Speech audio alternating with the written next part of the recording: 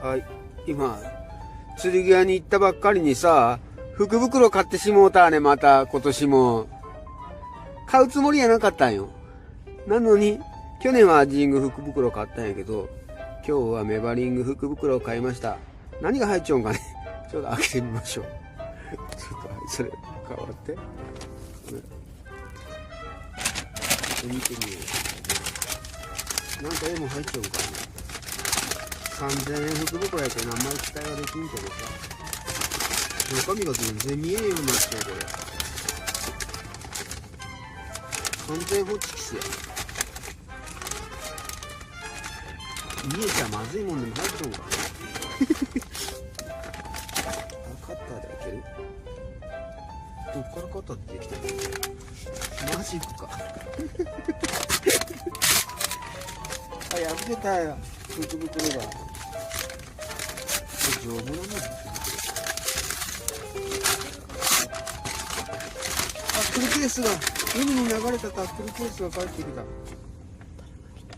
ほんとじゃ。誰か来た。釣りなんかこの人。釣りなんやろ、ずっと。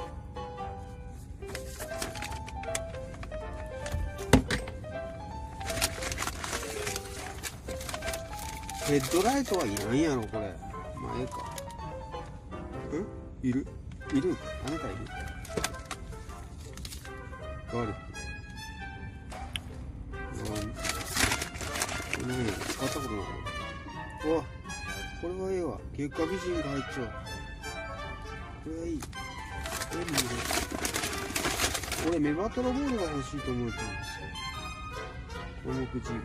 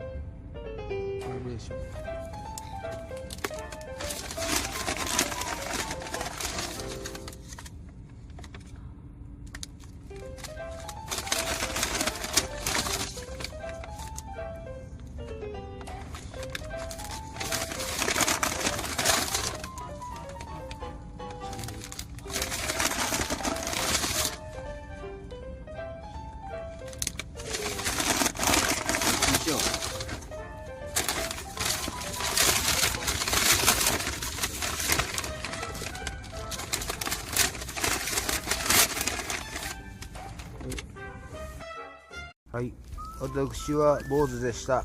相方が2匹釣りました。最悪や今日。なんか調子悪いですね。